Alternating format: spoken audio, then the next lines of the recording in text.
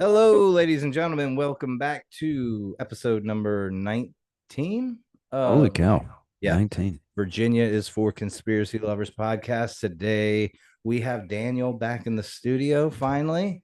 Good to be back in the cave. Yes, It's been a sir. while. And our guest today is John Brisson of we've read the documents and Fix Your Gut, researcher extraordinaire. We're going to be talking about the Finders cult up in Northern Virginia, and he is the guy to talk to about that. I knew you were, and I contacted William Ramsey because he's pretty knowledgeable on it too, and I didn't know how to get in touch with you, so I asked Ramsey if he'd be willing to come on and talk about it.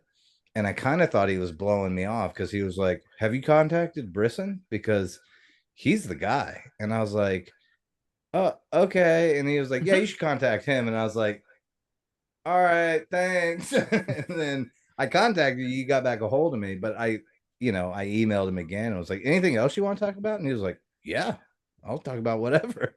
He was like, "You should just definitely talk to him about that." And I was like, "Okay, well, that's I was stoked when you got back to us." So, Daniel, you got anything before we wind him up and let him go? I don't think so. Is there anything else you need to catch me up with? And I think No, it's you been a just few weeks since I've been able to be yeah, on. you haven't been missed. We did blow up. We started, I mean, Yeah, blow we have up. like 12 million No, downloads a week now or something like but that. we went from like 30 people an episode to a few thousand in like I don't know what happened. So it's Yeah. pretty exciting. Not Anyway, bad. so John, dude, take it away, man. Yeah. Finders.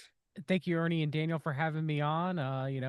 Being a fellow brother from the South, even though down here we're rednecks where I live, hillbillies are still in the Appalachians, the Appalachian Mountains up there around Asheville, North Yes, sir. Carolina. But yeah, I've talked about it for a while, and I've for the Finders was interesting because I knew the general narrative of the Finders through what is normally told in conspiracy in the alternative media. That kind of discusses Ramon J. Martinez's report of investigation, right? And so I'd heard of that before. I wasn't even researching the Finders. What I was doing was researching the Council for National Policy, and happened to stumble upon Patch Adams being a finder Forgot in about a that part. list that Marion Petty had written of people to take over for him during the 1987 Tallahassee event, right, in February. So I was like, well, Hunter Adams, Patch Adams, because I grew up watching Patch Adams. They'd wheel in the carts. Me as a millennial, the TV carts Yeah. with the VCRs, and the teacher would put on Patch Adams, and I like Robin Williams. He's a great actor. He's a good comedian, and so I enjoyed the movie watching it as a kid, and they would show it a lot in school, right? So I grew up thinking, that was weird. But then when Marion Petty had mentioned in a letter to the press that Hunter Patch Adams was going to be taking over for the Finders and was a finder, I was like, wait, what? So that's actually what started me. And I wasn't Wow. even investigating it. I don't remember exactly how I got from the CMP to that specific like letter from Marion Petty that was published in the newspaper, but that's what happened. And so from there, I was like, okay, how much is true that we know within kind of conspiracy lore, right? Like how much is true that we know about the Finders, and how much is I can't prove. I have no idea. And so I really started to uh research it. And I remember William actually had me on, I think, for the first time to ever speak about it. I was actually researching it, or in-depth researching it, for his show, Oh, which actually I wrote the outline for my book if it ever gets released. I've released a lot of my rough draft on my Substack, about 300 plus pages. But as my personality as an INTP, I'm great at beginning things. I'm horrible at finishing things. That's Mhm. how I know that they claim that Stephen King is an INTP like me. I can tell he has ghostwriters because he would never be able to write as many books Yeah. as he has. It would be impossible. And so, I hopefully I'll have it out by the end of this year, if not the beginning of next year. It's almost done. Like I'm at the finish line. I can see it. And I've been researching it since 2018 roughly, Wow. and I've interviewed various people that had investigated the case and have brought forth documents, gumshoe journalism, which in a lot of ways is dead in modern journalism, right? There's not people that are actually out there getting interviews and trying to dig up documents that are new or things that haven't been seen in the past.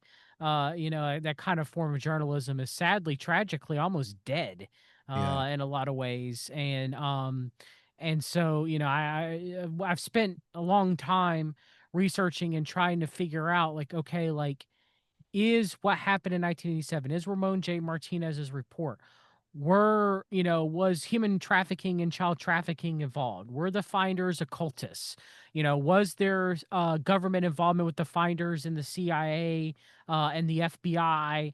Like, how much could be proven and how much could I not prove?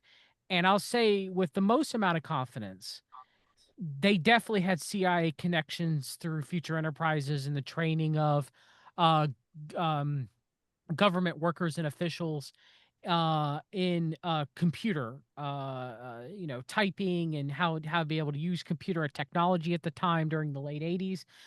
They were definitely doing that. The child trafficking, human trafficking component, yeah, yeah. I don't believe that and we could talk about it. I don't believe that the initial kids that were found in Tallahassee, the children, I think they were members of the finders themselves, of the children, they're, and Right. no, though I do believe, and I've talked about that, I do believe that um they were, I have no proof they were sexually abused. Now, were they abused and or neglected, to differing degrees? Of course, I do believe that there was trauma and mind control elements and stuff like that the finders adults were doing to their own children, right? But do I believe that there was human and child trafficking that was separate from those children that were going on by members of the finders? I believe so. I believe that there was shooting of pornography and possibly even child pornography, and I've written about that specifically, and blackmailing of State Department diplomats and stuff like that in a compromise. um, but again, just because, someone is a finder per se doesn't necessarily mean, because it was a highly compartmentalized operation. Just because someone was in the finders or around the finders doesn't necessarily mean that they were involved in or knew specifically all the ins and outs of that were going Right. on at the time. I do believe that Marion Petty, was likely involved in a majority, if not all of it, in my opinion. But we can discuss further the Tallahassee incident and Yeah. things that I've uncovered and stuff like that and everything, and why I don't think specifically that there's the knowledge of the kids being molested, and it supposedly in a documentary that I hope to see one day. But from what I've seen, I saw that Flatley reported it, and I have issues with Joseph Flatley as far as him writing for Brock Pierce, Right. Roundtable.io. But he talks about how Jordan Rico, the oldest girl that was taken into custody in Tallahassee. She was about the age of 6 or 7 at the time in 1987. She adamantly claims that she was not molested as a child. And so I just have to take her at her word. But there is a lot of grandiose statements in conspiracy culture about the finders that I was not able to prove. Yeah. There are things that were worse that I found out that I was not able to prove. For example, the investigation of them being involved in murders of priests and serial killing like rituals that I was not able to, allegedly, that I was not able to fully flesh out because I was not able to get up with the investigators that were investigating that part of it at the time. Yeah. But it was something that was told to me in high confidence by someone within the customs department, who was very high up in the Whoa. customs department, and I do believe it to be true. And so that's one Wow. aspect that though I haven't talked with the investigators that were actively investigating that. I can't verify any specifics, but it is something that was told to me of something that was being looked into. Wow. Okay. Um, well, that hits different too, considering what happened today. I'd Yeah. never heard that part of it either. Well, let's do if you could a finder's cult for dummies. I guess probably the best place to jump in and start an explanation is that Tallahassee incident, and then because that's when I guess anybody outside the cult ever discovered them. So I think it's a good place to kind of jump in Yeah, and that's what I was gonna request because I'd not heard of the finders until Ernie told me we were gonna be having this conversation. So if you don't know anything, where do you start? Yeah, so the Tallahassee incident happened on February, I believe the 7th. I have dyscalculia, so I might get a day off. 1987, in Myers Park in Tallahassee, Florida. There was a calling by a concerned citizen by the name of Cindy Peterson, that there were kids around men in two suits, which were members of the Finder operation, which was James Michael Hollowell and Douglas Edward Ammerman. And they had, the finders' kids around them were very disheveled and dirty, and they were playing around these two men that were dressed in suits, right? And so the police went to investigate it. The Tallahassee police went to investigate this Peterson's call, and they took Ammerman and Howell into custody because they were claiming that and again, this whole thing would not have happened per se the way that it went down if Howell was like, well, yeah, I'm Jordan Arico's, stepfather.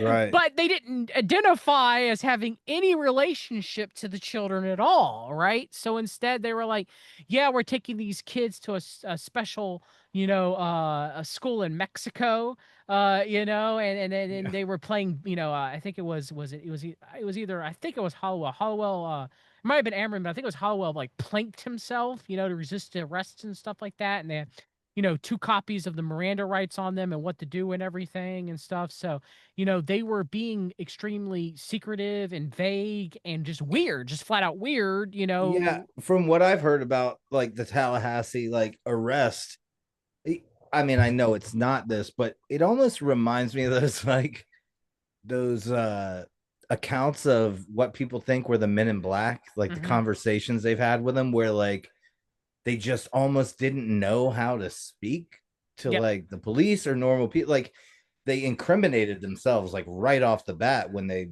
probably could have explained some things away and it might not have gone as far as it did, but it's almost like they were so isolated within the cult, which I'm sure you'll get into the that part later, but like that they almost didn't know how to function outside of it. Like, No, and they were told by Marion Petty to do these things if they were ever stopped by police, right? mm, And it was like, like even the police later on, the Tallahassee police through their investigation, they're like, well, they just like if Hal just, gave us his identification and said, yeah, and listen to Jordan was like, yeah, that's my in all intents and purposes, my adopted daughter, my stepdaughter, that wouldn't have been a problem.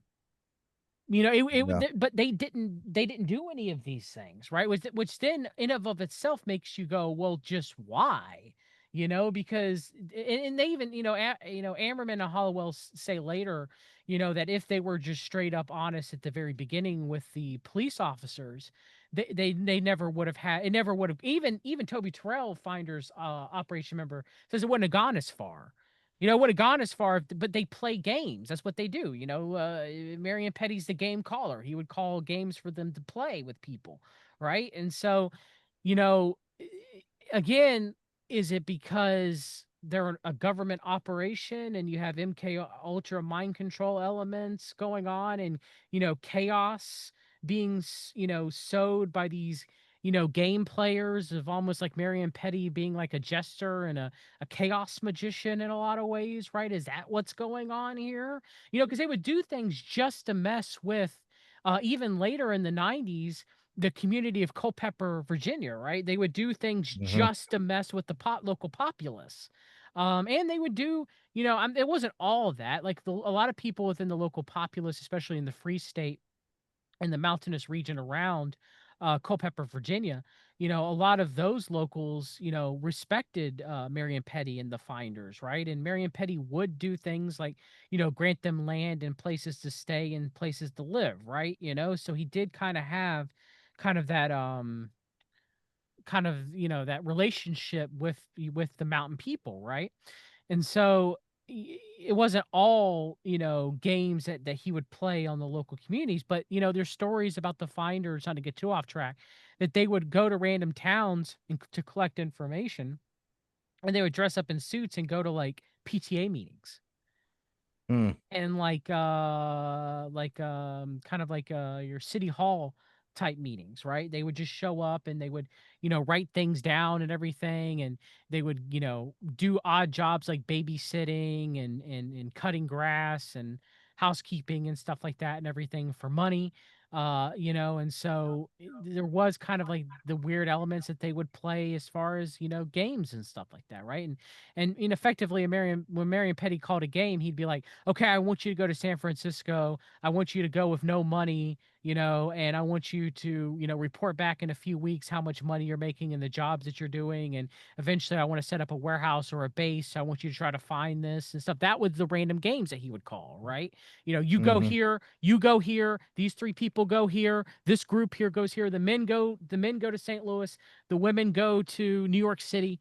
He would just do things like that, right? And so that's the games he would call that were just completely random with no really reason of why those things were occurring other than, you know, whatever operation that either he was told to do by the government or things that he wanted to do on his own that they would allow him to do, right? They called him the stroller. He would just walk around everywhere, and he had places to go and residences all over the world, and so that's what he Wow. would do. So, I guess to get back to the Tallahassee incident, you know, uh, Ammerman and Hollowell were arrested. They were put in jail. The children were interrogated, by the Tallahassee police, and that's where we learned that they didn't really understand technology at the time. They really didn't know what phones were. They didn't really, um, knew how to ask or how to use the bathroom, right, and stuff like that. And and they talk. Mary talks about the food that they were eating were primarily like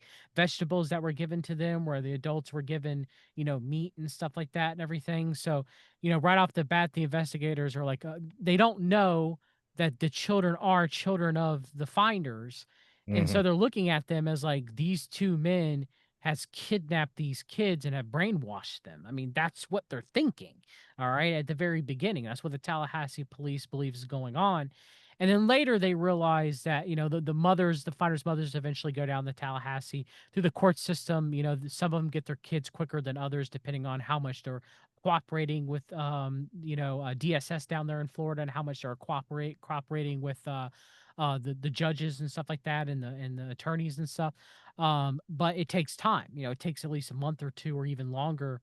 It could take I think around 6 months for Rico to get Jordan back, Patricia Rico. So it took time. But it's interesting that, again, throughout this whole entire thing and throughout the whole entire investigation, and later the Customs Department being involved in the investigation of the Finders warehouse and W Street apartments in Washington D.C., and that the Metropolitan Police Department had been investigating the Finders for years, that they were shooting pornography and child pornography for years in the warehouse.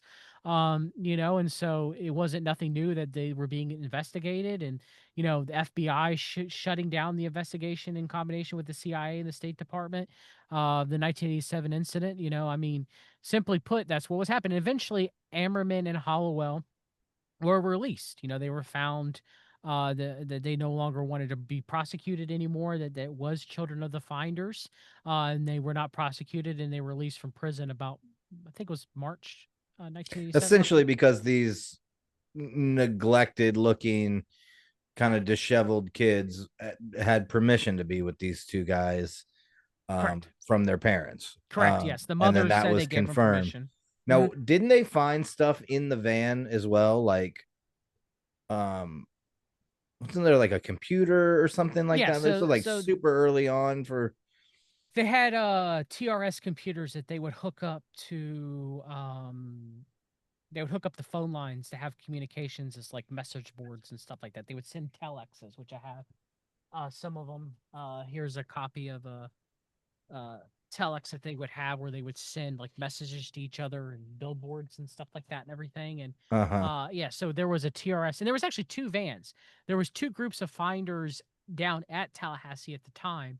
And you know, the other van was Stanley Burns, and the rest of them, they weren't arrested. They actually went back to, you know, some of them went back to DC.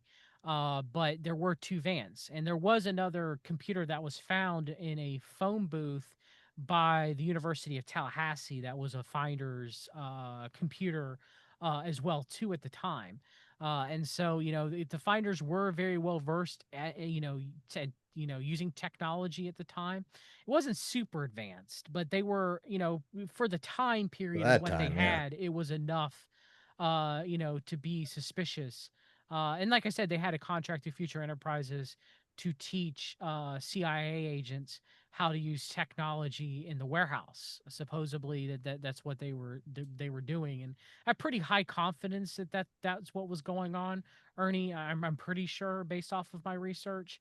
But you know, there was a, I want to bring up exactly to read off because I have it in my book. Exactly everything that was found in the vans, and yeah, some of it was um interesting, the stuff that was found. So we have, you know, kind of like your basic stuff. We have, you know, razors, kitchen knives, fruits and vegetables, stuff like that. That's all normal, right? And you mentioned the TRS-80 computer that was found in the van, a Chinese English dictionary, of course, through Ramon J. Martinez report of investigation.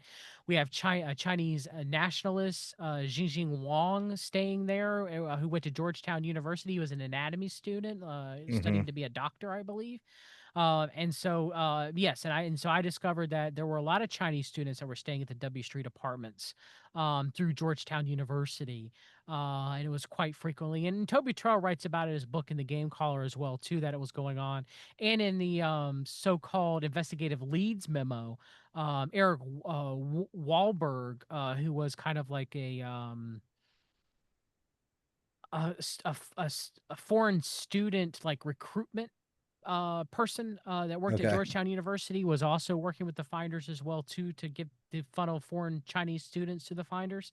And you have the allegations of the telexes of Chinese messages, you know, between the finders and unknown purchasers in China for children, right? That Ramon J. That's what Martinez talked about in his report of investigation. yeah, that was what that's why I brought up the computers. I remember the Chinese English dictionary, and then that went further. And then through those computers, they also found the messages to someone in China, um, somehow referring to purchasing children. The thing that I like, I want people to like realize the most is that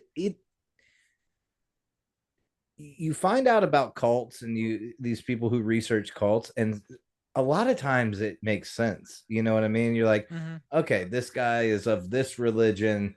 He got a little too deep into it, and then it was charismatic enough to attract some other people into this group, and then they isolated and got weirder and weirder and weirder, but all in this kind of one lane. You're talking about like Koresh or like Jim Jones. Like, it doesn't make sense, but it makes sense. But everything about the finders is so weird. It's weird where they were. It's weird their connections. It's weird how they interacted with everybody. Like, what was the point Was there a point? I mean, you have people from the finders who, write books, and this guy, keep going. It's just, Well, yeah, I still want to go back to who are the finders. So you're talking about this game caller, petty Marion Petty. person. Do we know other people that were in the finders and prominent positions, or? And but yeah, I'm still confused about who this is. Like, how did that come about? This person being the game caller. Well, Marion Petty, his life is just weird. Like he was born and raised in Culpeper, Virginia. He later joins the military by his own story, supposedly quite early, when he like threatened his parents to see if he could sign up for the military early enough. Um, and so kind of like to get them to release him so that he could when he was like, I think he was like 16. And so he kind of tells the story of how like he like threatened them to be able to do it, right? And then later, he joins the military, he joins the army, the U.S. Army Air Corps before the Air Force existed, right? And he, starts purchasing these apartment buildings that he claims he gets all this money from winning poker games to start buying, all these, flats in DC that he's opening as houses to allow, government officials and military people to come stay in. Okay. When we're talking about his late, you know, teens, early 20s, right? while he's in the military. While he's in the military, yes, in the Yeah, Army Air Corps. that's And insane. he is, also buying all this land in the mountains of Virginia near Culpeper around the same time, right? So he's buying all this land out there while all this is going on. Saying he's doing it from winning poker games, getting all this money to be able to buy all this land. All right, that's what he says to Toby Terrell in the Game Caller. And then he talks about Which the professional gambler is that is a famous kind of intelligence undercover kind of money front. There's a yeah, lot of people in who've been caught up in intelligence, and I I mean, I think the guy in the Vegas shooting, I think that was his job title. Paddock. Yeah, he was a professional gambler. And you usually find that with these people who get caught up in possible connections to intelligence and operations and stuff like that, because it's such an easy job to explain away tons of cash and assets and stuff like that. Well, yeah, frequently can win a couple $100,000 in a night. You know what I mean? So that's a, a signal right there that. Well, I'm thinking too about World Series of Poker, right? And what these guys win. Yeah, Maybe that's conceivable now. yeah, but And so probably. if he was buying this stuff, it would have been in the 60s, 70s, buying this land and these No, buildings. we're We talking talking earlier than that, 50s. 50s. Talking So 50s, it's cheaper, 40s. but how many people would have been winning that kind of money playing cards? And Especially in wouldn't you have DC, other you know people what I that mean? would have been known to have played with him? Oh yeah, we played with him, Yeah, Yeah, especially since he's winning this money supposedly from his fellow officers in the military, Yeah, right? is anybody in the military mentioning No, that no, they've played with him and they know no. he's a yeah, okay. So he's not, I mean, even back then, this we're talking about the late 30s, early 40s, up to the 50s. Like, this isn't like now where we have modern day, major league poker tournaments. Right, that's what I'm thinking. And so, it's interesting that that's where he says he gets the money from.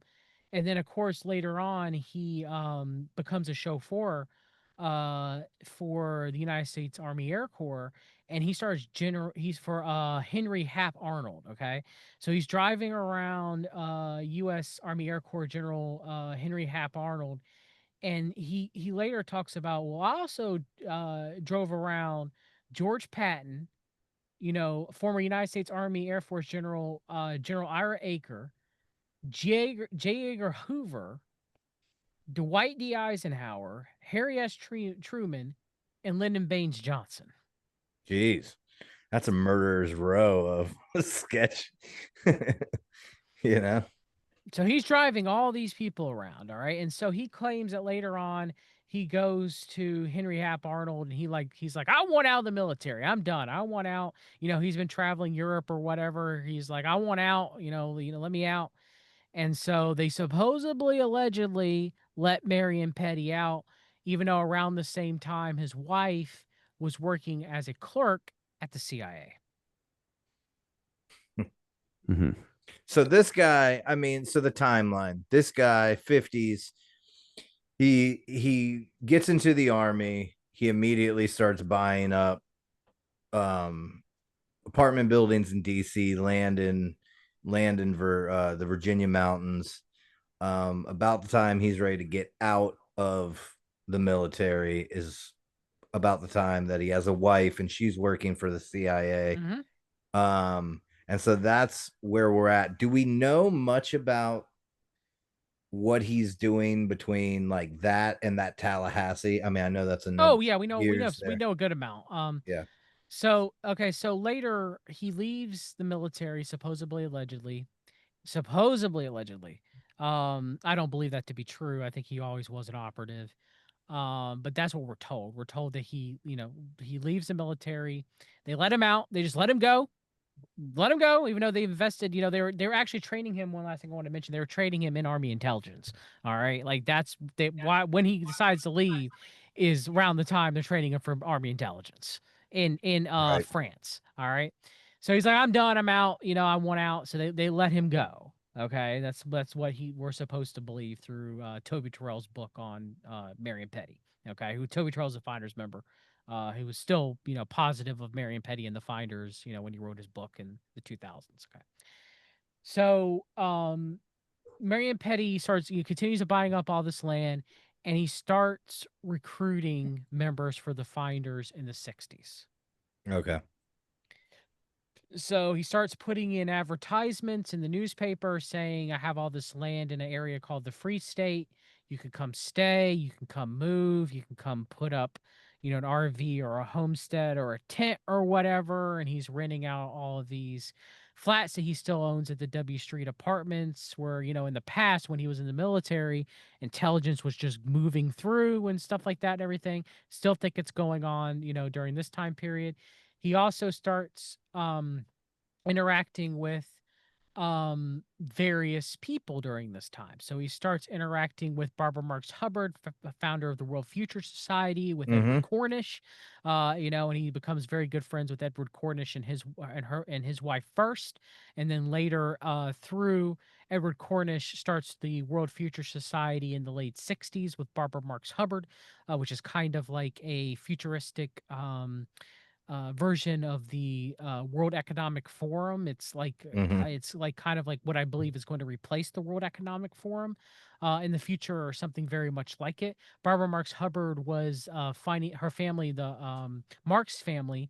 Her father was a toy maker, Louis Marx. A lot of his toys were sold in Sears Roebuck catalogs, and he was a financier of the Bushes. He was a kind of like a conservative, John Birch Society CMP Mm. type. And so Barbara Marx Hubbard becomes one of the leaders of kind of New Age Yeah. spirituality and modalities in the 2000s. She, works very much with the World Future Society. She works very much with Jonas Salk, the inventor of the polio vaccine, and has an Mm-hmm. affair with Jonas Salk and leaves her family and her husband to have an affair with Jonas Salk. And Jonas Salk says later that Barbara Marx Hubbard did far more of his vision of the world than him and his polio vaccine ever did. Right? Like that's how Right. much he's Yeah, praising this woman. she's been super canonized within the new age Yes. like movement, right? Like Yes.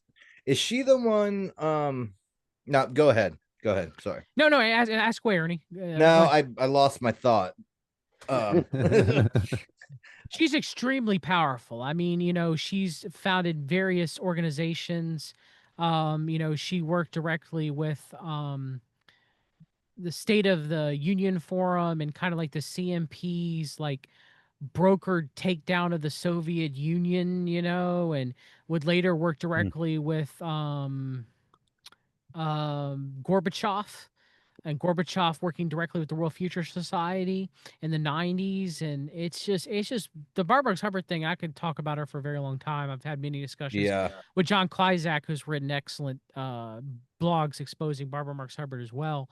Like people just write her off because she's like, they say she's a crazy new ager, but she was like extraordinarily powerful. Like her family is extraordinarily wealthy. I mean, the financiers are the Bushes, like everybody talks Yeah. about the Harrimans, but don't talk about the Marxes, and so it's mind blowing to me. But Barbara Marx Hubbard, there was a lot of relations with the Finders. The Finders were setting up synergistic conferences that she used to have called SynCons. Like the Finders were working with the Moonies in the Unification Church and Reverend Sung Mung Moon, and setting up Unification Church fundraisers and stuff like that and everything. I mean, the Finders, their history with just like the counterculture and the co-option of the counterculture through the 60s and the 70s. I wrote a significantly amount of my book on that, kind of circling around what Dave McGowan wrote about, in his books. Right, you have both the consideration of the Finders being a part of the serial killer stuff that's going on, and being a part of the counterculture, co-option of the 60s and 70s too. Right. And I don't know if this connection has been made or if anybody's explored it. I feel like it has, but I all around within the 60s milieu of New Age and Barbara Marx Hubbard and everything is you've got the process church Yep. who moves all over the place in the same way. And is there a connection with the There process are church? rumors. I have not Yeah. been able to substantiate them, but there are rumors of between the Finders and the Process Church. Yes. So also, and this is just a cold question, just so I recently was digging into some of the Atlanta child murder Wayne Williams. information. And one of the things is when the guy that they pinned everything on was in jail, they got a hold of some writings that he had done, like in a journal or a letter or something like that. And he was talking about having been um having when he was still in high school, having been a part of this junior officer training at Camp Perry in Williamsburg, which is the most covert CIA base, in the country. It's right in my backyard in my hometown. And so you're talking about kids, the Finders, and intelligence and whatnot. I'm just wondering if there's any. I mean, all roads go through when it gets deep state like that. It goes, kind of through Camp Perry, and they're already in Virginia. So I mean, to my knowledge, directly, no. Now they've yeah, discussed the Finders and CIA mind control and kind of like the farm, quote unquote, yeah, in Virginia as well too. There has been a that's discussion Camp and research Perry. into that, and everything. So yeah, I mean there have been people that have talked about it, but as far as any like significant things that I could find offhand, no. Yeah. No. Okay. I mean, you do have, the book on mind control that was found, that was reported in Ramon J. Martinez's report of investigation. And you have in the FBI disclosure documents when they bring in a psychiatrist to interview the children and to walk through the W Street apartments in the warehouse, Ernie. You do have her mentioning that that the cult or operation, as I say, was set up for mind control, and that is disclosed in that document. That's just her professional opinion. Right. So I mean, it definitely was going on, no doubt about it in my mind. Now, again, the CIA connections that I have is more of intelligence training and intelligence gathering, primarily through future enterprises. It seems that that was primarily what was going on. Now, does that mean that there was no, I believe the children, the Finders' children themselves, they were using mind control techniques and Right. MK Ultra techniques on those children. Especially when you hear about when they were locking the children in closets, and the adults would put on masks and they would wear the masks, and we're talking about kids from 2 to 3 to 4 years old, and would scare them, and and lock them in closets, and and stuff like that and everything, and act like that they were these monsters and stuff, and then would take the masks off and act like, oh no, no, actually no, it's maybe my parents or people that are in the cult, right? And then they would go back and wear the masks on again and stuff like that and everything.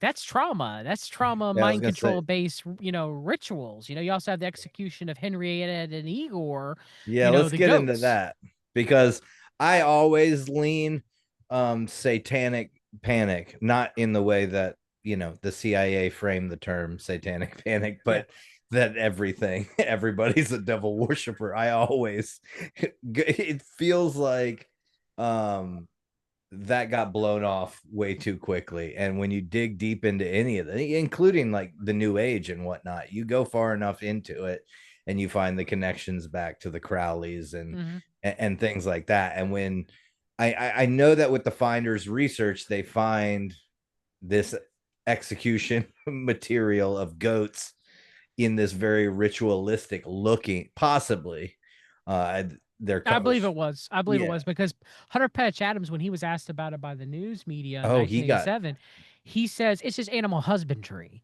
It's just right. animal husbandry. And I'm like, no, there's pictures where, you have, I mean, the kids are the ages from 6 to 2. Right. Okay. And they have them out there and they're butchering this male and female goat. Okay. And they're wearing white linen robes where they claim, well, we're wearing those so our clothes don't get dirty. And it's like, why would you wear white? Yeah, why would Why you wear would you wear linen? white? Like that in So, of itself is bizarre. and the evidence of that ritual was that found when It was they, reported in multiple documents and in the news media as well too. And when it was asked by, to Patch Adams, he knew of it as a finder and said it was animal husbandry. yeah.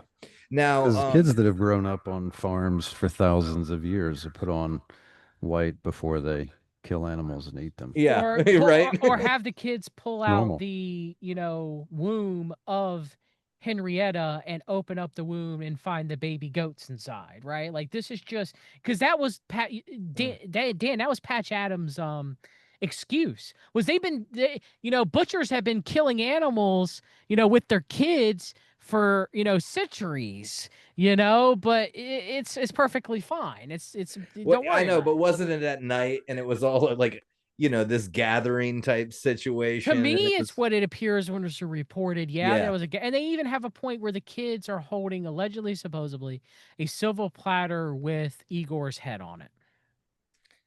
Well, and see, because kids have been doing this for thousands of years, nobody would think twice Yeah, about it that's a perfect. unless it looked weird. Yeah, and then you have So if it somebody looks like, weird, it's got to be obvious that it's yeah, because it's weird. You yeah, could find any kid in Appalachia killing a goat. Like this. I'll read right. exactly I what mean, Hunter it would Adams have to said be to get his weird. exact quote. Okay, I want to hear Yeah. if you guys think this is weird. All right. What other evidence have they uncovered? Ritual bloodletting of the goat slaughter, he added. On the farm, it's called harvest. It's animal husbandry, a practice 13,000 years old. Farmers traditionally include their children, particularly their male children, in the annual fall butchering of livestock. I've met city people who think milk comes from a carton. Urbanites are often ignorant of the realities of food production.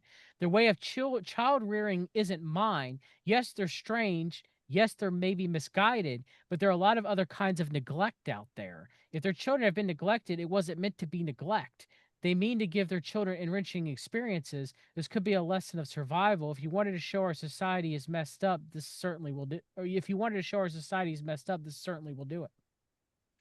Hmm. Yeah, it's a little bit thou doth protest too much, Patch. It's like, if there's not anything weird going, why is there photo? Yeah, it's, and you Why have to is take it into why is it in context with why is it an all of the album? other But weirdness. why is it an album titled "The Execution of Henrietta and Igor"? Yeah, the execution, right. It's animal husbandry, not the butchering. The execution. Yeah. That's the album title. Interesting. Yeah, Yep. So the fact, let's get back. It's well, I want to go back to this. So when does he found the finders, and what is it supposed to be? as Or what do they opposed. say it's supposed to be? Is it Supposedly, supposed it's to be a during the small group of 60s. maybe people that co-opted something and did some weird stuff. Supposedly, it's during the 60s. Okay. We don't know. We don't have no statement of specifically why it was founded. Or that I By assume then they also don't have like, here's the rules and this is what we stand for. There's not a mission statement. Like, correct. okay. Yeah, it's So it's not the just a Branch known, it's Davidians. just a known group, but nobody knows when they started, what they were supposed to be doing. Correct. Which There's no makes it even specific date. weirder because even with some of the most like heinous cults and things like that, you knew what they were. You know, the Branch Davidians, the People's Temple, whatever. You know what they are. You might not know the extent of the brainwashing and whatnot, but just this group that we know people are in, the children are in, without any kind of specific, like you said, mission statement or purpose, no real, religion. I mean, 9 times out of 10, if there's a cult situation, some breakaway communal living thing that usually has like it leans into some form of religion. And this is just this weird amorphous group with ties to training people in the CIA. Is there any other common thread with known members? Like, are Well, they coming from a certain segment of society or no, a they're coming certain from job literally role? all Or over. Literally all over. That's the issue. Is like Ernie's right in that you can't with Marion Petty. You don't know what's true, and like that's one of the things I try to separate from the book is what's myth and what's the legend. Like what's true, what's the man, the myth, the legend, right? I mean, like with him, it's you can't nail down if they had any beliefs at all. It's maximum chaos. Like I remember and that uh that jives with goat sacrifice, chaos magic, and goat sacrifice again. The devil did it. I'm trying to find, let me see real quick. There's a quote that sums up exactly what you both are actually asking for. And it was done, and I want to quote Marion Petty specifically on this. But supposedly one of the quotes that Wendell investigator journalist Wendell Minnick said was a philosophy of the Finders, which is very similar to the name of the game is "Do What Thou Wilt" from Aleister Crowley, is maximum freedom, minimum guilt. Yeah, that there you go. I don't There's see anything wrong with that. right. That I mean, there's your do what thou wilt. There's your tie. Your ties to Barbara Marx Hubbard. I mean, it does seem very Crowleyan too. It reminds me of the Abbey and the things. We have a lot more explicit detail about some of the things that happened at his Abbey of Thelema there in what was it, Italy? But it strikes me as that this weird, chaotic. He tried to be as mysterious as possible and seed as much chaos as possible and randomness, right? And there seemed like, for example, one thing is they claimed that the women, like Marion Petty would say the women were in charge, but ultimately he was in charge. Ultimately he was controlling them. But he would say that the women, like he'd say that Barbara Sylvester's the game caller, she's calling the games. But in reality it was him. And so, they would spread feminism. So you'd think that feminism would be an ideal of the Finders, right? So they would go to bus stops in DC. They would collect women of various ages, some being underage, coming to DC in the hopes of a better life, running away from their families and stuff like that and everything. And so they would pick up women and girls and they would bring them back to the W Street apartments. And, again, if they're underage girls and they're bringing them back and they end up eventually coercing them, or even if they wanted to, participate in the orgies and stuff like that, that's still underage, it's rape. It's still, Do they having sexual. orgies in the Finders? Oh, yes. Oh, see, now we're getting into it. That's written, by, Toby Terrell's written it that's happening, and I have, someone who lived in the basement of the Finders, who I, talk about in my book. I have a source that said that exactly what they would do. And Charles Soka, investigative journalist who knew the finders as well too, he wrote about that they would go get these girls and they would bring them to the Debbie Street apartments. And again, if you have an of age woman, like a 22, 21-year-old woman, I'm not saying that every single person that they brought to the Debbie Street apartments was coerced into having sex.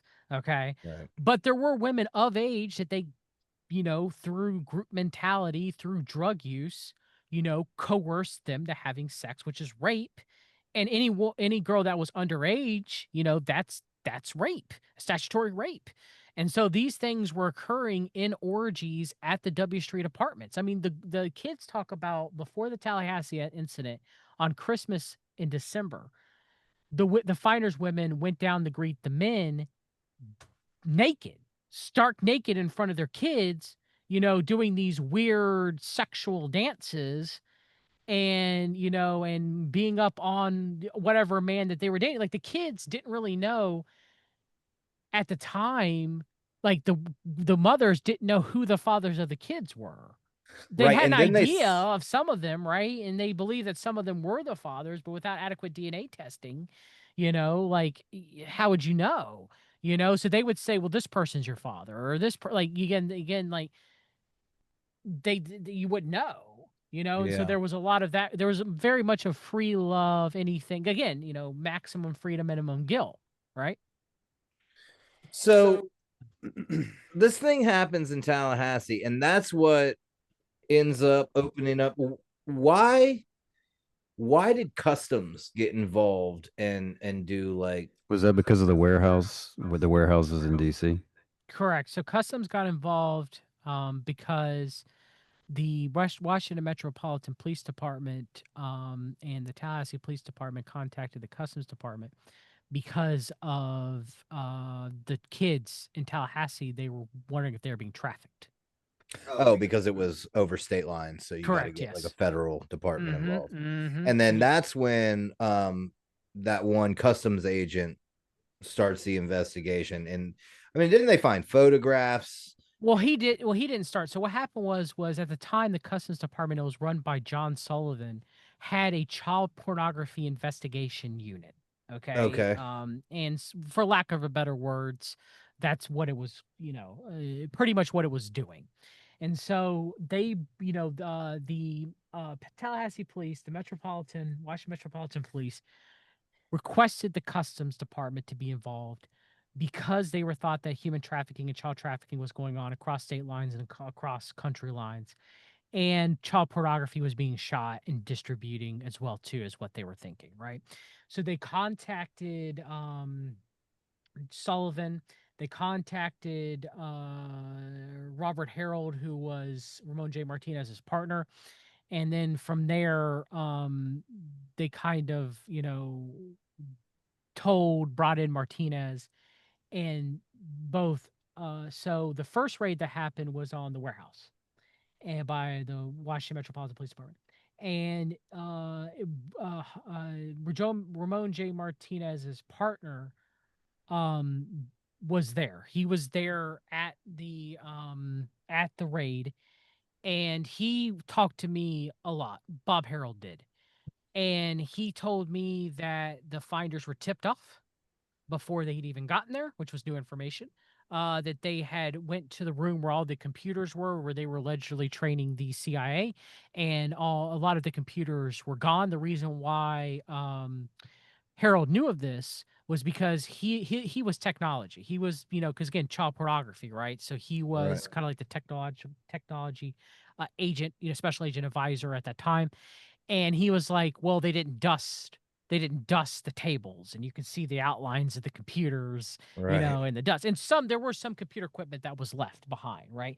But he'd find out by interviewing warehouses around that there were vans that showed up before the police had gotten there, and that they were taking computer equipment and boxes out and loading them into the finders' vans to get rid of them, right? Right. And so that was going on.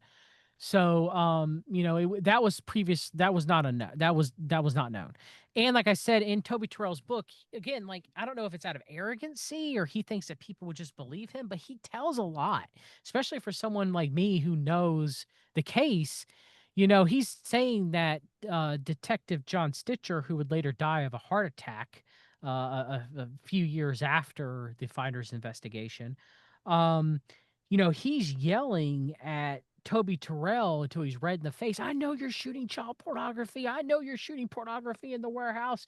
I know you're doing these things, and we're going to find you out and everything. And supposedly Stitcher was who was feeding evidence to Ramon J. Martinez, and and kind of giving him information, right, and saying that the CIA and the FBI didn't want them to be involved and kind of shut it down, right? So supposedly that's who it was Stitcher. And and again, Athenia Veronius, who was FBI agent, who I believe was sent there to cover up the whole entire thing. And it's interesting because she tells, according to Toby Terrell, that she's going to put a lid on it about what's going on right now. Why in the world would Toby Terrell even write anything incriminating? Like, like pretty much Athenia saying, I'm shutting it down. I'm shutting it down, and then Yeah. like, that's crazy to me. And then, she's there at the meeting between John Stitcher, and Detective Jim Bradley for the Metropolitan Police Department. And Athenia Veronis is there with Toby Terrell.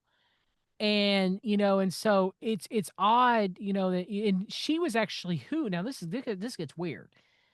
She was who supposedly Thomas Harris based Clarice Starling on. Oh wow. From Silence of the Lambs. Yes. So that's odd. Yeah. All right. And so she's the one that's shutting down the investigation supposedly by the FBI. And Ramon Martinez was not a fan of hers. Um, and in a statement that he gave me, and I think based off of what Toby Terrell wrote in his book and based off of what Martinez said to me, I think she did shut it down. She was the Yeah. one that had a major it was only her, but she had a major part in shutting it down. I believe it'd be true. So they have all this.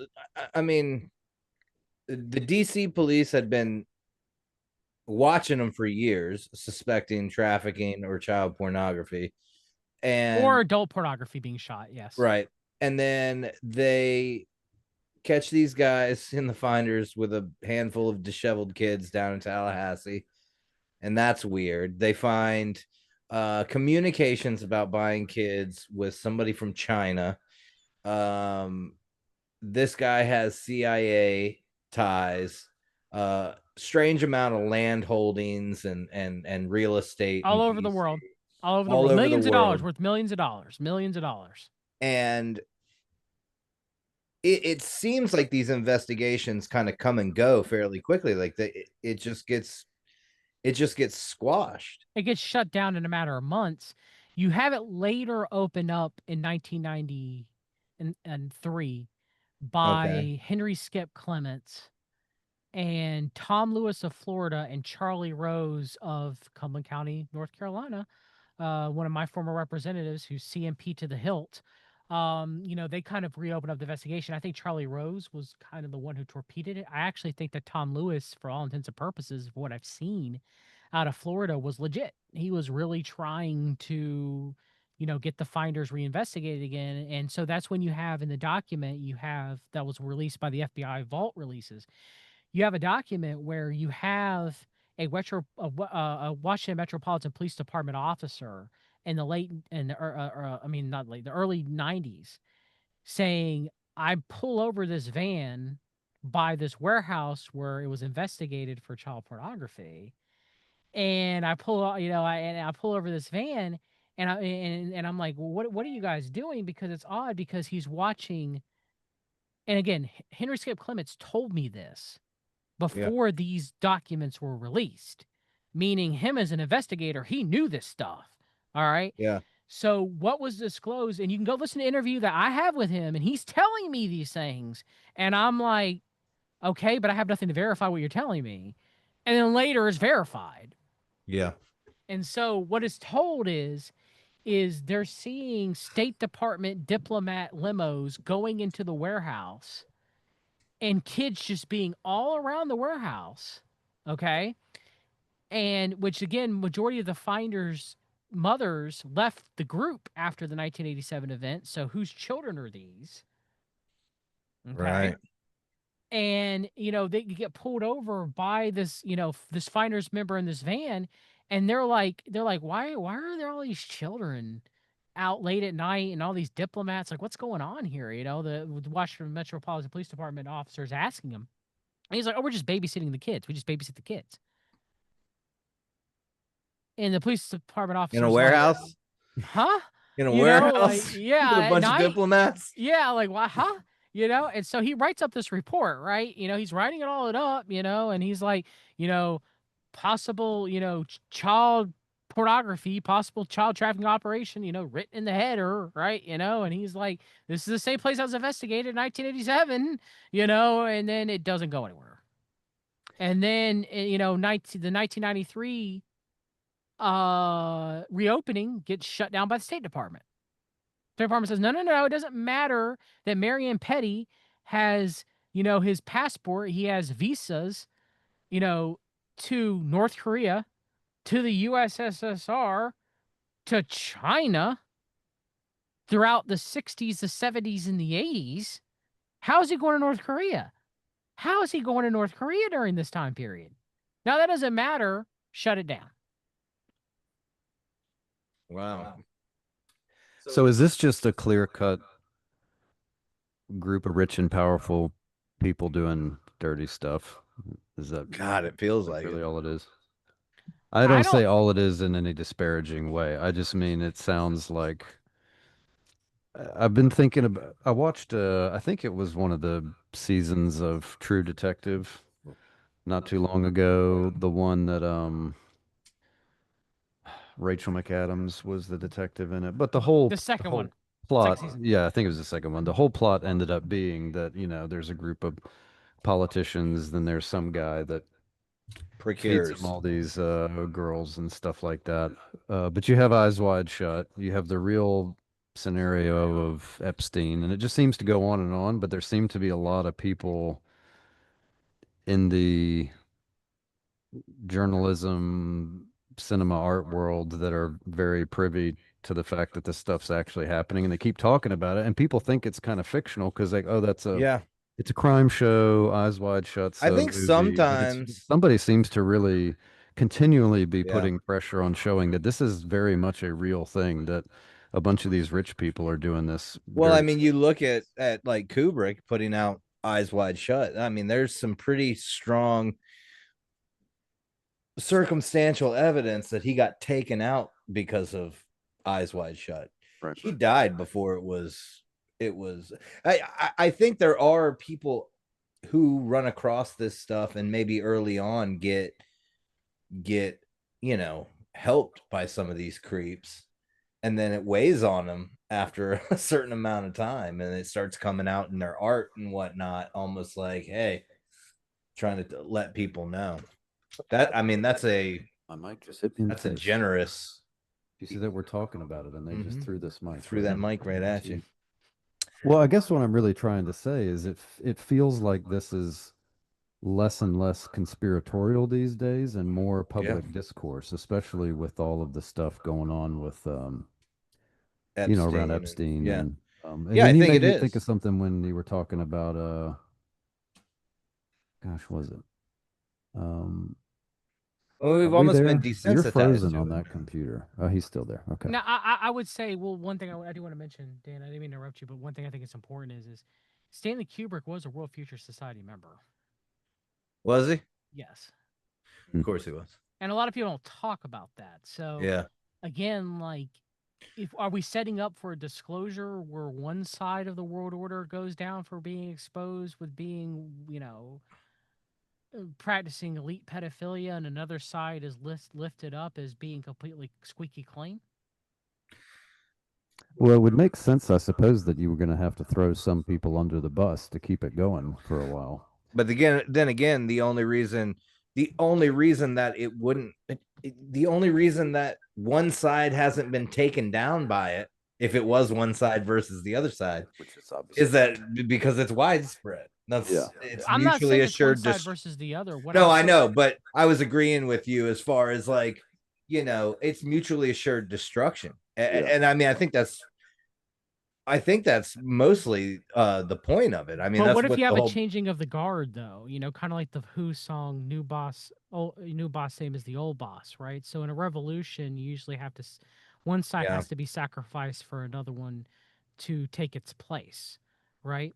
So that could be why Trump, who's deeply, deeply connected to Jeffrey Epstein, or FK Jr., who's deeply, deeply connected to yeah, Jeffrey Epstein, more evidence than I would say the Clintons.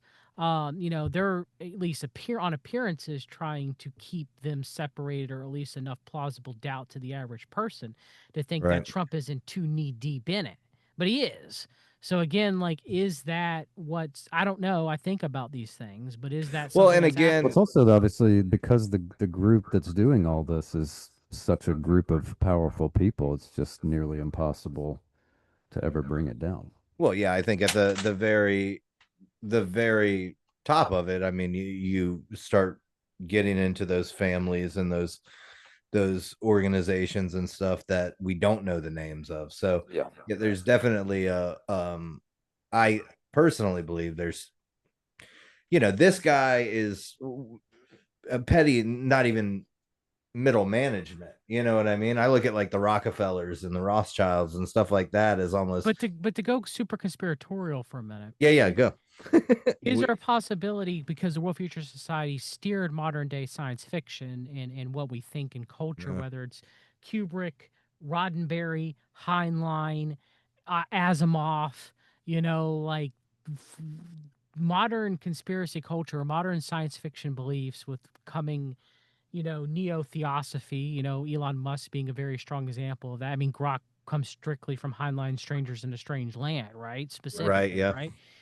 Is it kind of, again, I'm one of the few contrarians when it comes to Kubrick, where I don't think that I think he just died. I think Eyes Wide I Shut. think so.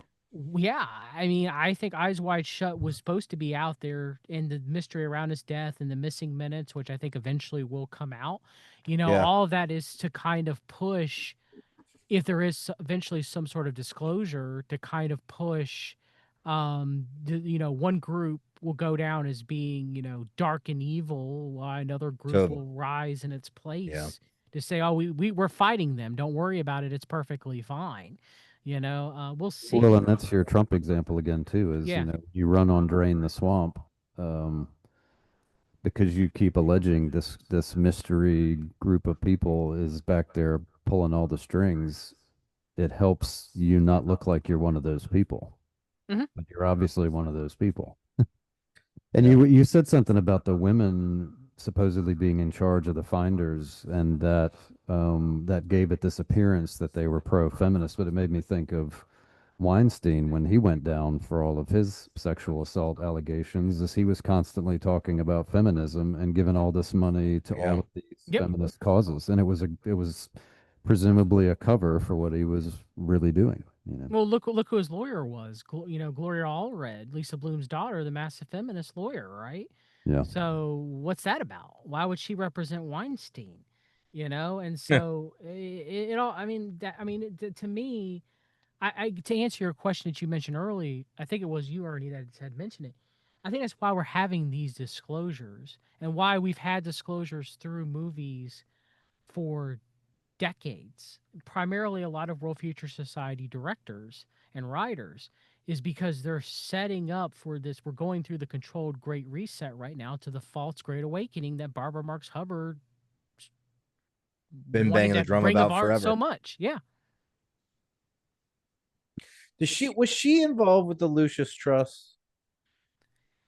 Directly, Yeah, I'm thinking of the other lady, you're right? thinking of Alice What is the Bailey. Lucius Trust? Bailey. Yeah, sorry. I get her and Bailey. Barbara Marx But Hubbard. Hubbard was a disciple of Bailey in a lot of ways, and worked directly with the United Nations, Right. for what it's worth. So, I mean, she talks about killing 1/4 of the world population, in her Alternative to Armageddon book. They don't worry, the elite are going to have to kill 1/4 of the population that choose not to ascend, right? And, it's like taking a tumor out. I feel So so much better. yeah. Conversation. I always look at her as like the love and light grandmother, where if you listen to her, a lot of new agers will love her, and she's like love and light and love Yeah. everybody and peace and everything like that. But she's kind of like, you're in the hospital and you're like recovering. You got a really bad car accident. You're not dying, but you're kind of sedated. You might even have a tube in you, but you're gonna recover, right? You're intubated. You're gonna recover, right? But she's like, oh, you're so sick. Oh, don't worry. I'm going to take your tube out and I'm going to put a pillow over your face as she's smiling. Right? Right. Love and light, right? And that's Kind of like that's the priestess, the high priestess of light in Game of Thrones. Yeah. In the yep. red. Yeah. The The red woman. red woman. So Petty is dead. Yes. How did he go? What's been going on? Is there any remnant of the finders? Did it morph into anything? The process church turned into best friends animal rescue. I'm wondering, is anybody still holding the torch for the finders, or Was Sean Diddy Combs? Is he a member of the Finders? So there's a lot of discussions about that, and there's a lot of talk. Miriam Petty died in the early 2000s. The one thing about the finders was always decentralization, right? It was Right. always, members there was like an inner circle, but there were people that were I would consider to be a finder that was transient, right? They in and out, in and out, in and out, right? And so, again, does something exist now in its place? I don't know. I don't know for sure. That whole process, that structure almost seems exactly like an intelligence operation or big decentralization. agency. Big decentralization, in and out, in and out. Yeah, this guy works for you, he gets a salary, but you might not see him for you're talking CIA and covert And major operations. compartmentalization as They're well out. too, that you usually Yeah. see in agencies and stuff like that. And so yeah, the finders are still around. They're still, Kristen Noth is still writing for futurist type organizations, right? Yeah. The biggest thing that is something that I'm not going to get around in my book, but it might be something that I add into a second edition, was there was an ARG, alternative reality game, that was released about the finders. It had to do with Pelsner, South Carolina, which has kind of like a really big, like occultic, like Freemasonry. It's like a Freemasonry hub in the South South, Carolina. Yeah. as well as like the Roanoke colony tablets. They claim they found a copy of them down there in Pelsner, South Carolina. Anyway, there was an ARG that was put on the internet that was supposedly done, but they claimed by Finders member Stuart Miles Silverstone, which is a claim. It wasn't him. Stuart Miles Silverstone's in his 80s, his late 80s, mid to late 80s. He's not, He's not making coding. this ARG, through Right. YouTube videos and stuff like that, on YouTube, right? So, but whoever did it had extremely advanced knowledge of the Finders case. I don't know who did it. I don't know. I would assume it's intelligence, as most ARGs are, just to see chaos and to do Yeah. a whole source of different things, and chaos magic and everything. But I that's something that's extremely fascinating to me, and it pops up when you're having all of this, um, the whole Trump operation and the whole Cambridge Analytica, operation to get Trump elected, which later, has, QAnon operation as well too being involved, the kind of the mythos Right. around Trump to kind of put him into power, and the kind of like the second operation you had during the COVID pandemic, which was kind of like a mixture of, because I believe it was both McChrystal and Flynn were both major high ups in the QAnon operation. So you had a left QAnon that's not really talked about very much to the leftists, which is still going on to this day. And you have a right QAnon, which is more out in the open, right? The left QAnon is more occultic, more hidden. They're for example, you have trust the plan, right? Most people understand trust the plan with right QAnon. Right. With left QAnon, it was follow the dominoes. Okay. And so it did exist. Like they believed that Biden was going to do military tribunals and lock up. Like it was very similar. It was very, and no one was talking about it. Again, you had Jack Posobiec, who's eventually in on it. I believe two former Navy intelligence, kind of calling it Blue Anon, right? But Blue Anon was more than just leftists and progressives being upset that Trump was elected. It was a full blown, McChrystal had defeat disinfo on the left during 2020, right? So they're controlling both sides and kind of like the psychographical psychological operation. And so these ARGs, I think, play a lot of role into you have conspiracy ARGs, right, to kind of push Right. conspiracy narratives further, and kind of which I think believe is what's happening leading up to the false Great Awakening is something that Alice Bailey said and something that Barbara Marx Hubbard wanted to happen was the mass initiation into the mysteries. You can say Alice Bailey is the original conspiracy theorist, the mass initiation of into the mysteries of the general population. Wow. Almost feels like I'm a pawn in that. Here I am with a We all are to some degree. podcast, and we're just When you're talking putting about out all the information of the whatever information of the mysteries that we can find. And yeah, I would say, I mean, it's insane going from when I first heard about conspiracy, it was during the early 2000s. You know what I mean? Never paid it much attention. Early 20s. I was in my early 20s, the whole George Bush era, and we're busy doing other things in our 20s. I think I ran into the Bohemian Grove Alex Jones thing, and that, but just going from then to now, and conspiracy theory, that CIA term, or just knowledge of masonry and Kabbalah and all of these ancient kind of mysteries and occult and things like that. I mean, the amount of just normal mainstream knowledge that people have about, I mean, it happens so much quicker than most any other subject. You know what I But mean? Alice Bailey said this is what was going to happen. Like, eventually, through the exposure of the Zionists, through the exposure of the Freemasons, and through the exposure of the Jesuits, eventually they would be done away with because the Theosophists are the truly enlightened ones. They're just pawns that they use them for. That's why you have the exposure and the denigration. Though I'm against Freemasonry and occultism as a Christian, you have that exposure going on right now. Alice Bailey wrote that this was what was going to happen. It's happening. It's happening. Yeah. God dang it.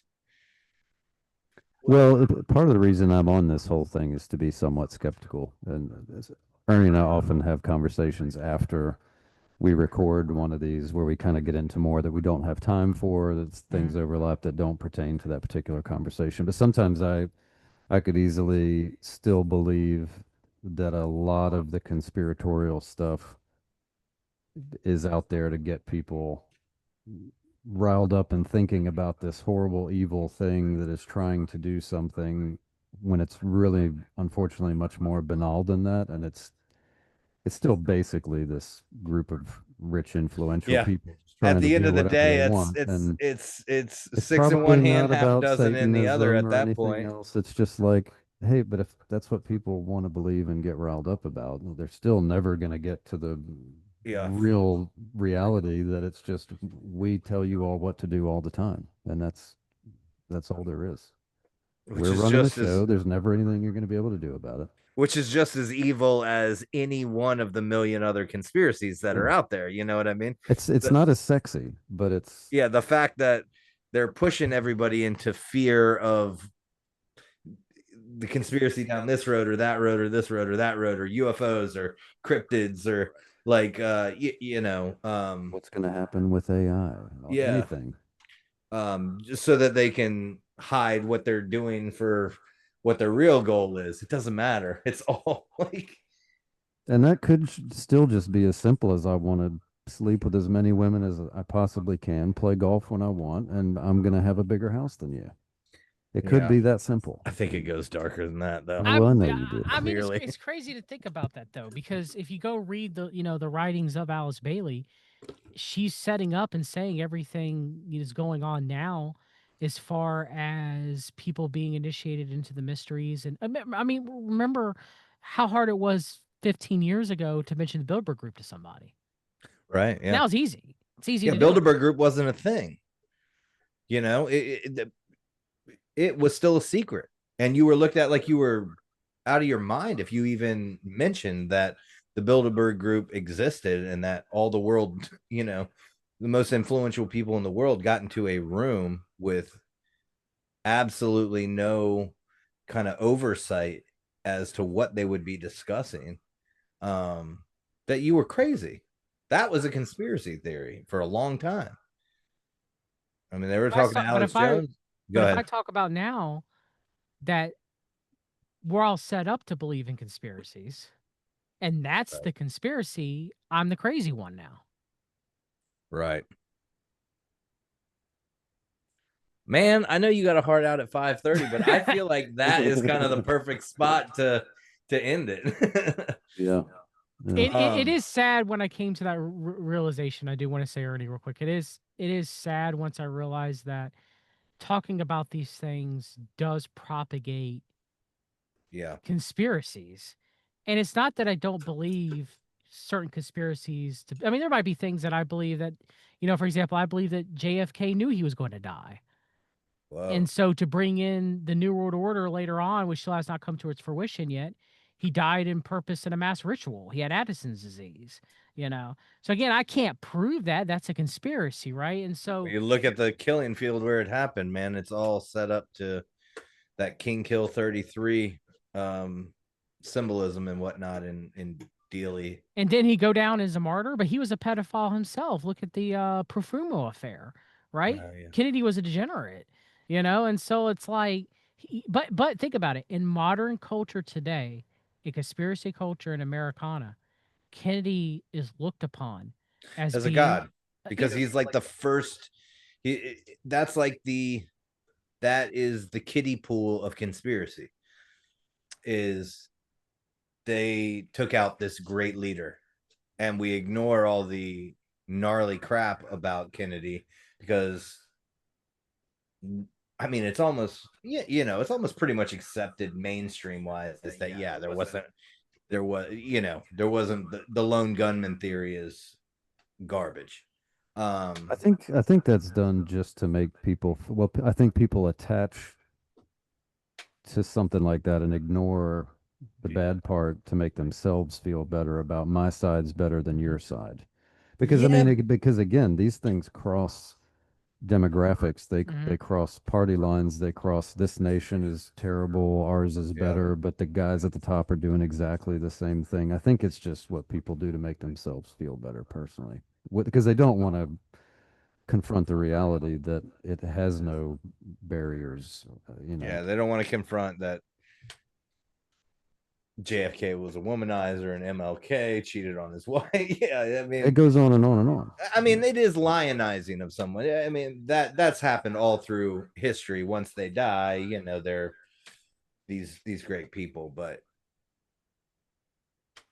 yeah, it is. I mean, look at Bill Cooper, and we're talking about conspiracy, right? Yeah.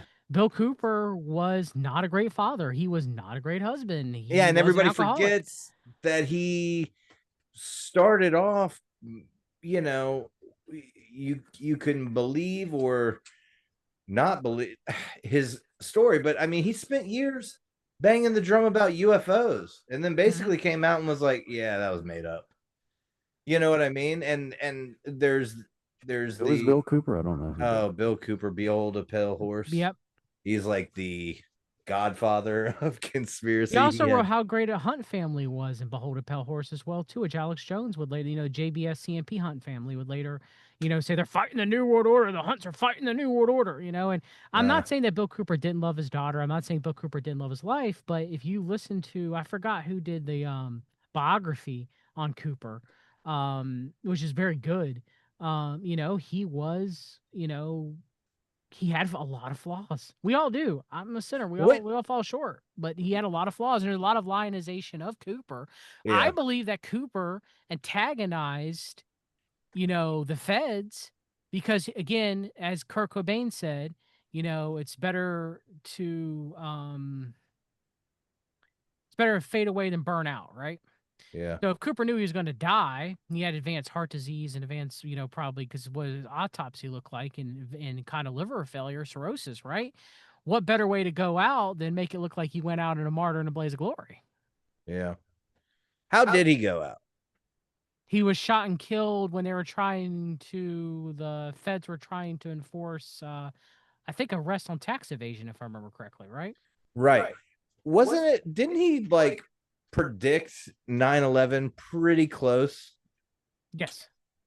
And it was like very shortly after that, or It was before, and then later he was blowing the whistle on it where Jones tried to glom on to it. okay. Yeah, so he died shortly after 9/11, correct?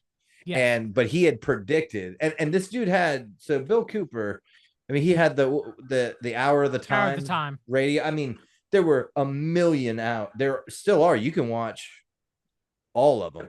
And he's better than Jones. Oh, yeah, I think Jones so. is sold out from the very beginning. Well, and Bill Cooper had like pretty legit research to back up. Like he went into the history of stuff. But I mean, in his radio broadcast before 9/11 happened, he literally, I mean, it was so accurate that he was like, there's going to be a terrorist false flag. Planes are going to fly into the World Trade Center, specifically planes, specifically World Trade Center. And I think he even named Osama bin Laden as being the fall guy for it. He did, yeah. Before it happened.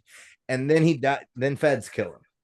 And that's what we know for a fact. So how come he didn't come up in that episode we did a few weeks ago with 9/11? Yeah. Well, because that guy was talking about how 9/11 was done, not the people, not by the planes. Yeah, right. But and I'm pushing forth the conspiracy that Cooper knew he was going to die. Yeah, I mean that's pretty interesting. And again, I don't know for sure. Maybe not. Josh Reeves talked about it before I did. As a possibility, and I can't say it's not. I can't say it's not a wrong possibility for Cooper. I mean, there was a lot of hubris and a lot of ego there. Anybody who puts themselves on, speaks for that long, every week or whatever, there's at least a little bit of healthy ego, plus probably some unhealthy ego. So to think I'm dying of liver disease and heart failure. Let's go alone. His family left him, right? His daughter and his wife left him, right? So he's alone. And so I mean, that's got to take a toll. Why would they shoot that old man though in a tax evasion? I mean, what was he doing? I mean, I've never heard that he was brandishing weapons at feds, though. He was antagonizing them. He was antagonizing the feds. He was. He was during that time period and shortly beforehand. If you believe what was reported in the biography, I think it was, what is it, Beyond Behold a Pale Horse or whatever? But I think so. He was antagonizing, the feds. He was, purposely come at me. There was no trying of a delegation. Yeah. So again, like, is that because he wanted to go out in a blaze of glory? I don't know. I have my issues with Bill Cooper. He's former Navy intelligence. Yeah, Navy intelligence pushed aliens for a hot minute, then just completely came off of that, and then dove real deep into the Freemasons or bringing about and outing Alex Jones, and and like he did good work. Again, I'd rather have him than Jones. Sure. Yeah. You'll have to watch some Bill Cooper. It's incredible. I'll check it out. Yeah. Well, man, I can't thank you enough for coming on here, dude. It's been a pleasure. If you guys want me to have me back on to talk more about the Finders or get deeper and stuff like that, I have no problem doing it whatsoever, brother. Absolutely, man. I will absolutely hit you up, and we'll try to have our sound situation a little bit less janky next time. It was fine on my end. Hopefully it wasn't I think the recording will be fine. Well, tell everybody if you got only problem is having to hear Ernie twice. So once is enough. Other than that. Well, tell everybody where they can find you, John, and we'll let you go. Yeah, we've read the documents on YouTube as long as I'm still up there. I don't know for how long. We read the documents on Odyssey, Patreon, Substack. Substack is where I, produce my written content the most. You can get access to my Finders book. And I'm glad. Thank you both of y'all for having me on. It's been great. It's a great conversation. Absolutely. Thank you, John. Stick around. We got William Rand. Stick around. It's not like we're live. What am I talking about? Stupid. Next time. All right, John. Have a great one, man. Bye, Thank you so much. Have a great day. All right, you too. Bye.